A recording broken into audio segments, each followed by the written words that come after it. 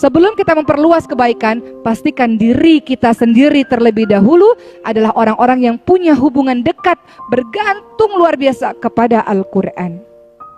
Ada orang-orang yang gak baca Quran beberapa hari, tenang saja hidupnya. Ada orang-orang yang meninggalkan Quran berminggu-minggu, bahkan bertahun-tahun, baca Quran Ramadan saja, tenang saja hidupnya. Sekarang kita mau rubah. Seminggu lagi insya Allah bulan suci Ramadan, bulan diturunkannya Al-Quran. Kita mau rubah itu ya Allah. Kita mau jadi orang yang lebih dekat dengan Al-Quran.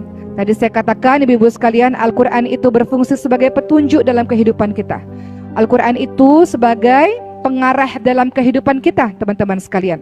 Gak mungkin seorang mukmin, seorang muslim bisa hidup tanpa dia berdekatan dengan Al-Quran. Kemudian kita lihat kawan-kawan sekalian, saya mau cerita sedikit saja kisahnya Sayyidina Umar bin Khattab radhiyallahu anhu.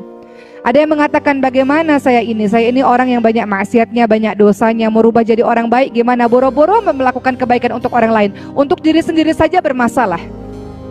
Apa yang harus saya lakukan? Lihat kisahnya Sayyidina Umar bin Khattab radhiyallahu anhu. Beliau juga dulu orang yang memusuhi Islam. Beliau juga dulu orang yang sangat suka berkelahi, bahkan hendak membunuh Nabi Muhammad SAW. Ketika beliau mendengarkan Al-Quran, surah Thaha, ayat 1-8. Apa yang terjadi teman-teman sekalian? Yang tadinya hendak bunuh Nabi, malah mendapatkan hidayah, petunjuk karena dengar Al-Quran. Semenjak beliau berhijrah kepada jalan Allah Subhanahu wa Ta'ala, taubatan nasuha, berhenti, menyesal dalam perbuatan buruk, melakukan kebaikan-kebaikan untuk menutupi kesalahan yang lalu.